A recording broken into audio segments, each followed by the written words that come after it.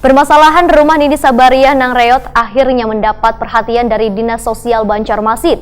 Bantuan tersebut diberikan saban bulan dan diserahkan setiap 4 bulan sekali. Namun berkaitan dengan perbaikan rumah masih terkendala dengan status tanahnya yang berada di jalur hijau.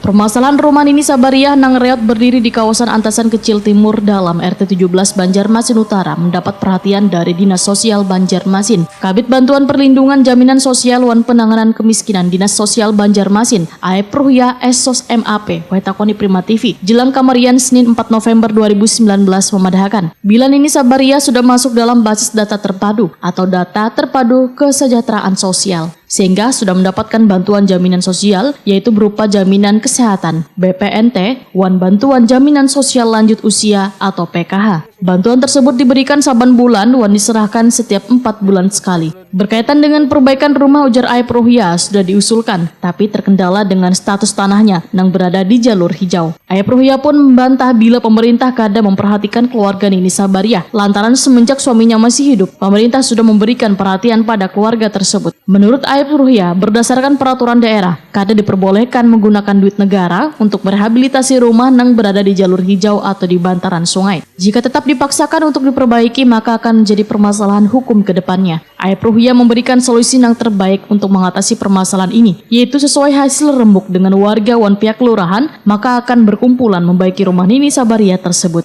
Aep Ruhya berharap rumah yang dibangun secara gotong royong ini nantinya akan cepat terlaksana.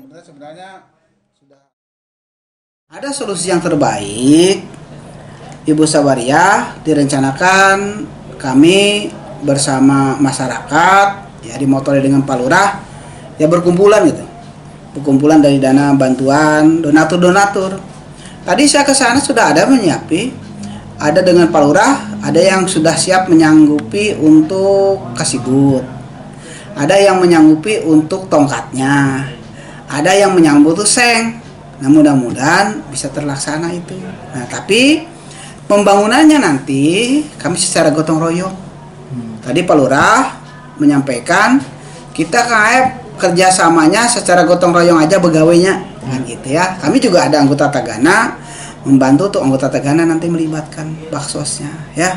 Jadi Ibu Sabariah sebenarnya beliau sudah menerima bantuan pemerintah, cuma tinggal satu soalnya.